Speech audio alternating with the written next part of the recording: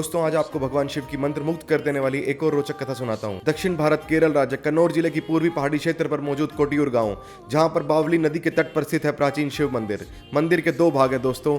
एक भाग सिर्फ वैशाख मास में खुलता है और एक पूरे साल भक्तों के लिए खुला रहता है। भक्ति युग के महान संत पुंथनम एक बार वैशाख मास में मंदिर जाने का निश्चय करते हैं। पुंथनम भगवान श्री कृष्ण के अनन्य भक्त थे और कहते हैं वे बहुत ही अच्छी भागवतम किया करते थे। ध्यान से सुनिएगा दोस्तों, वैशाख मास समाप्त होने में सिर्फ 5 दिन बचे हैं और आज पुंथनम भगवान शिव को श्रीमद् भागवतम के 10वें कांड का 60वां अध्याय सुनाने जा रहे हैं, जहां भगवान श्री कृष्ण रानी रुक्मणी को छेड़ते हैं। इसका आनंद मंदिर में आए हुए भक्तगण भी लेते हैं। अध्याय समाप्त होने के बाद पुंथनम अपनी कलम को 60वें अध्याय के अंतिम पेज पर रख देते हैं।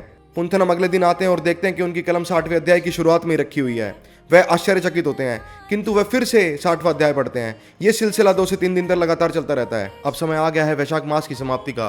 पुंथनम अपने गांव की ओर प्रस्थान करने का निश्चय करते हैं। कुछ दूर चलने के बाद पुंथनम को याद आता है कि उनकी प्यारी पुस्तक भागवतम तो वहीं रह गई।